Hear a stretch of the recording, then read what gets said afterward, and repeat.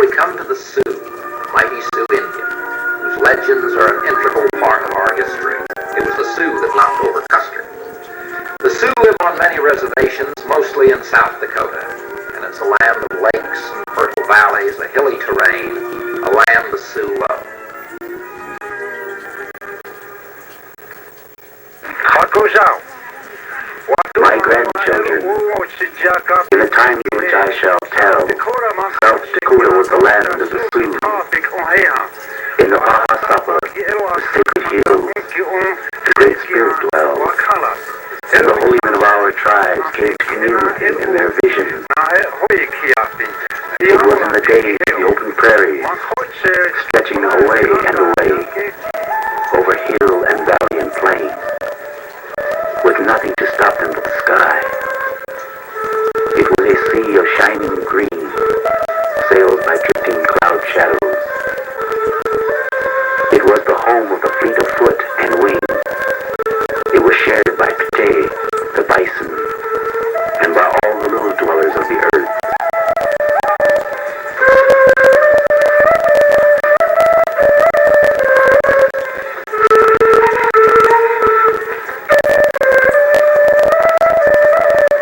All this belonged to the Sioux. There's a tradition that goes back as far as the Sioux Indians, and goodness knows I don't suppose anybody knows how far back that is actually. Certainly I get the impression that the Sioux are a proud people, a proud nation. Perhaps belong where they've always been in the prairies of the Dakotas. That's their land. And I don't suppose that's a nation of people who look to others for their well-being. They're so independent that that's their problem, and that's the problem they'd rather work out themselves. Isn't that true, Chief, actually? That's right. In other words, what are they doing today? This is another world, you might say, for the Sioux. Yes, it is. As I referred to earlier, the fact that we were a migratory hunting Mainly hunting to start with. and we migrated with the seasons to find where the berries were, the game, the movement of the buffalo, the deer, and we camped in the wintertime where there would be fuel and all these things. But after the impoundment on reservations, why, they took the game away from us, so then we had to change our way of life. The buffalo, they sort of took the buffalo away. Well, the white man killed all the That's buffalo. what I mean. They did away with it. And they did it for not only for the sport, but just to do away with the animal itself. So we have adjusted to every way of, tried to adjust to the new ways of life as the government would prescribe through the last 134 years. And we have, they try to make farmers out of us.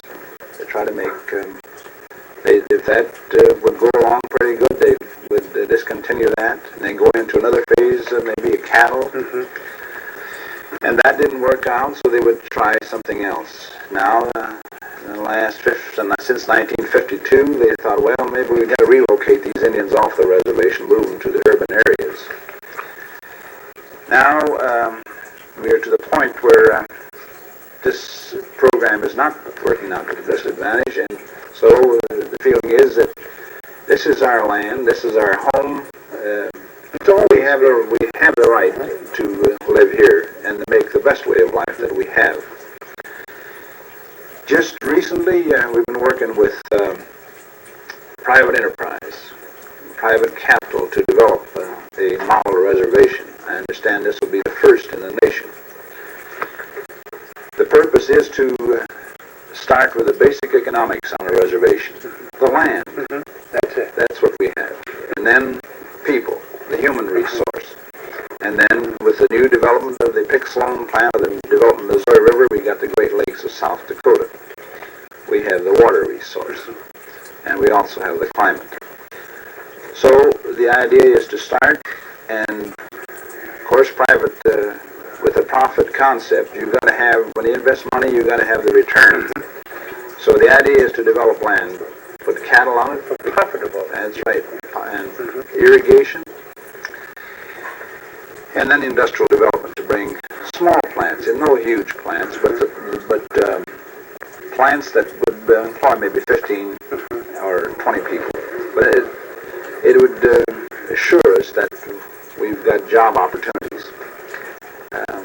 As I said before, I think earlier this week, that we have improved housing. But we can starve to death in a new house as we can in the old house. And in order to go along with improved housing, we have to have jobs. We have to have a way to sustain ourselves. And what better place can we do it is right there on our own Under your land. That's right. Vernon Ashley, son of a Sioux chief and now coordinator of Indian affairs for the state of South Dakota, was asked about his nation, the Sioux. Well, the present-day population of the state of South Dakota of Indian people is 45,000. Now, this is an estimate because we have the off-reservation Indian as well.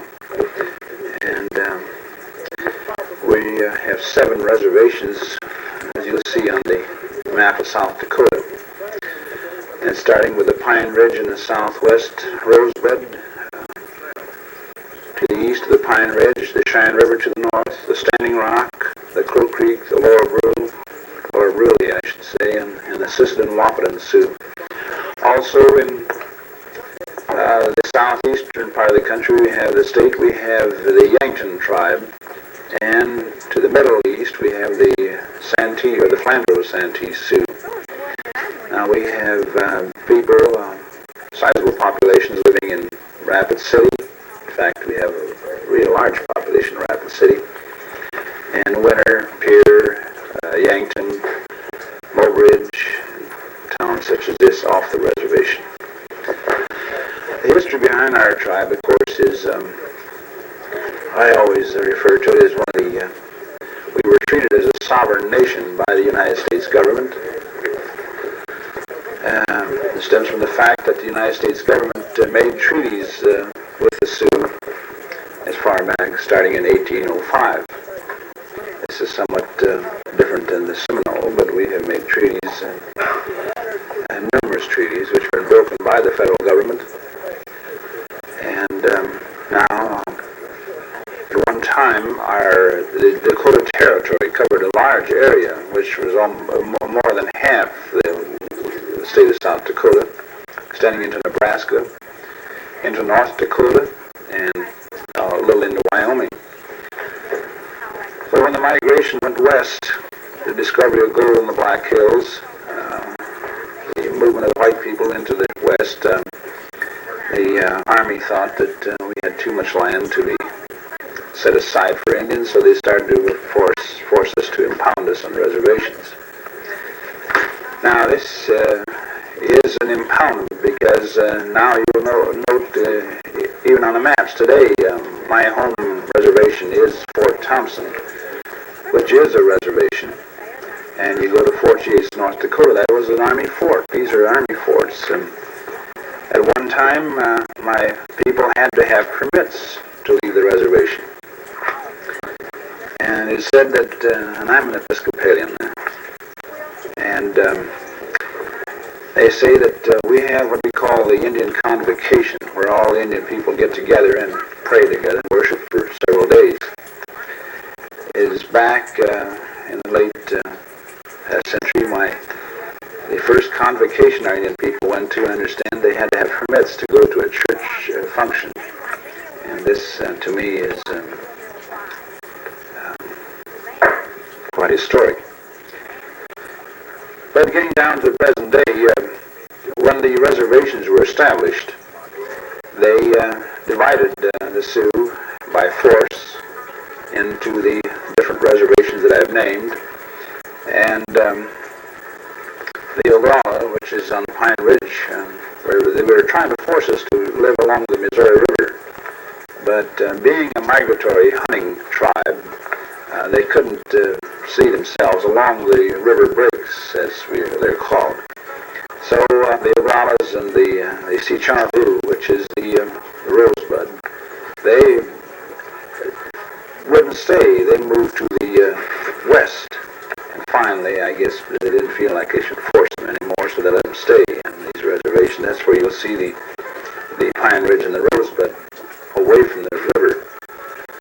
But the other reservations are right along the river. The thing that the Army, the force, the the Army's force did not conquer the Sioux, I feel. And I like to remind you of the fact that the way they conquered us is through religion. The Sioux had one God. They had one way of worship. And their worship was with truth and kindness. There was no welfare programs. There were no children in need. There was no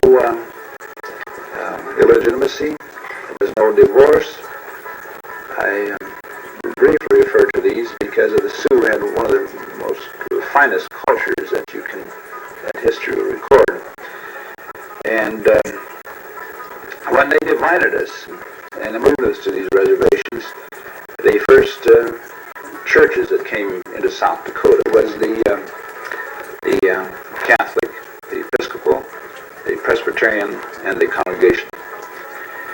And they directed these churches to go to one area and then to go into the other.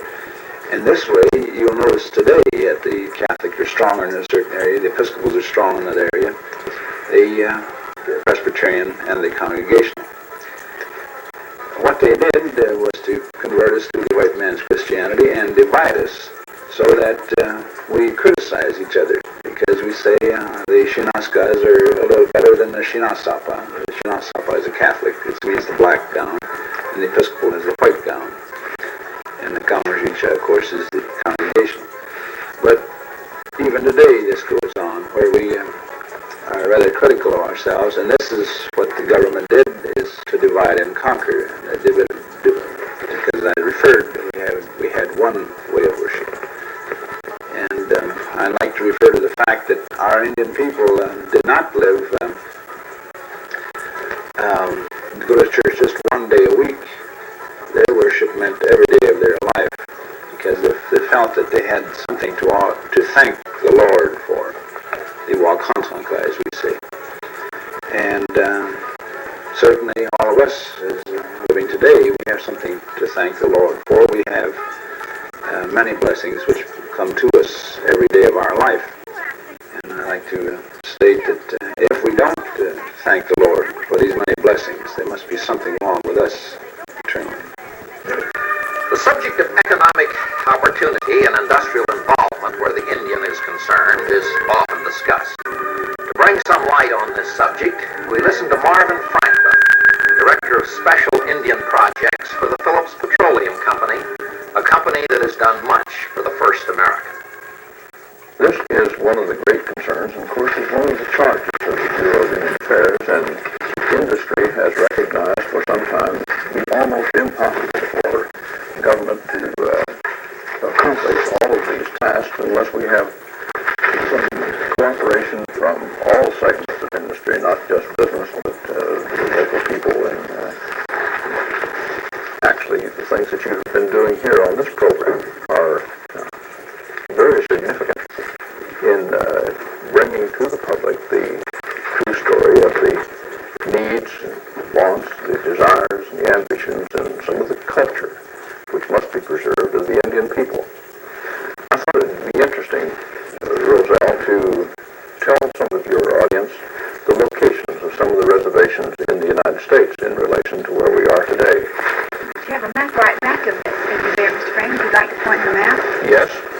Well, here we are, down here in Georgia, and we would like to just briefly point to some of the areas where the Bureau of Indian Affairs supervises the reservations in the United States. I'd like to start up here in the state of Washington and point out some of the things that have been occurring to bring economic betterment to the reservation areas. For instance, on the Yakima Reservation, there is a real fine furniture plant just recently constructed on an industrial tract that the Indian tribe itself built. This provides a considerable amount of employment up there. Down at the Warm Springs Reservation in Oregon, they have a fine tourist center, and along with a lumbering operation that they now own, brings fine employment in that area. And then, as you see the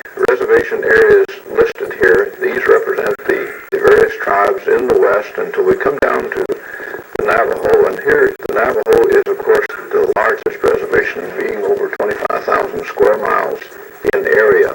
The Hopi have a reservation in a portion of the Navajo. The Navajo covers not only the major portion of the northeast section of Arizona, but into New Mexico and up in Utah, and there may be some in Colorado. The Ute Mountain tribe sits right in here. And then here are the Fort Apache and San Carlos. Over around Phoenix, we have the Salt River Pima and the Gila River. And then right on the border, down in the southern part of Arizona, are the Papago tribes. We find a great disparity in the income of these people, and these are the things that we must increase in order to give them the equal opportunity to grow into the mainstream of life. It's very difficult to portray in this short time a complete picture of the first American. But it's most timely in our judgment to tell and to have told by these knowledgeable and articulate representatives of the American Indian tribes a portion of the Indian story, of the Indian of yesterday and today, and to bring to attention Indian needs and Indian desires. Now, as these programs were televised in Columbus, Georgia, they created a great interest throughout the entire community, and they resulted in 2 scholarships for 2 young Indian students to Columbus College. Both are members of the Sioux tribe of South Dakota. WRBL-TV will initiate again this year a week-long salute to the first American, the American Indian. Because much yet needs to be told, much needs to be done, much help needs to be offered to assist these willing and capable men and women to take their rightful place in today's mainstream of life. Our way of life. Miss Indian America